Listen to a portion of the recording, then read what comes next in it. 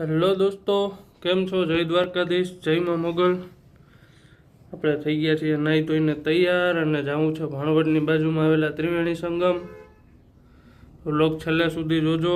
હજી ડ્રોનને એવું બધું તૈયાર કરવાનું બાકી છે એટલે થોડી ઘણી વાર લાગશે અને થઈ ગયું છે મોડું. તો મિત્રો ફરી પાછા આવી ગયા છીએ ઇન્દ્રેશ્વર મંદિર એટલે કે ત્રિવેણી સંગમ ભાણવડનો નજારો લઈને. તો આવો અહીંના નજારાનો આનંદ માણીએ અને સાથે સાથે મંદિરની થોડી ઘણી વાતચીત પણ કરીએ. અહીંની માન્યતા મુજબ પાંડવોએ તેમના દેશ નિકાલ દરમિયાન ભગવાન શિવની પૂજા કરી અને આ મંદિરની સ્થાપના કરી હતી. વાત કરીએ અહીંયા લોકેશનની, તો ભાણવડથી ખંભાળિયા જવાના રસ્તા પર 3 નદીઓના સંગમ સ્થળ વચ્ચે આવેલું આ પ્રાચીન ઇન્દ્રેશ્વર મંદિર ત્રિવેણી સંગમને કારણે નયનરમ્ય સ્થળ તરીકે પ્રવાસીઓમાં આકર્ષણનું કેન્દ્ર બન્યું છે. આ સ્થળે આવેલું સ્મશાન જાગતા સ્મશાન તરીકે પ્રસિદ્ધ છે. ઇન્દ્રેશ્વર સરોવર નામનું આ વિશાળ સરોવર આ સ્થળની સુંદરતામાં વધારો કરે છે.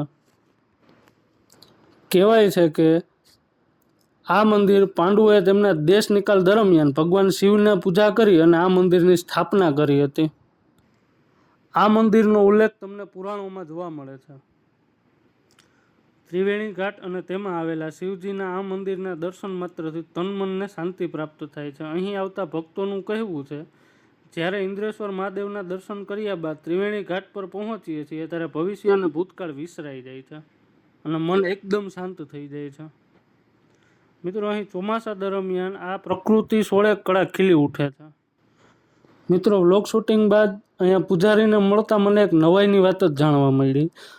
એનું કહેવું એવું થાય છે કે આ મંદિરમાં વહેલી સવારે આપમેળે જ પૂજા થઈ જાય છે. મંદિર રાત્રે કોઈ પૂજારી રોકાતા નથી. રાત્રે મંદિર સંપૂર્ણ બંધ હોય છે.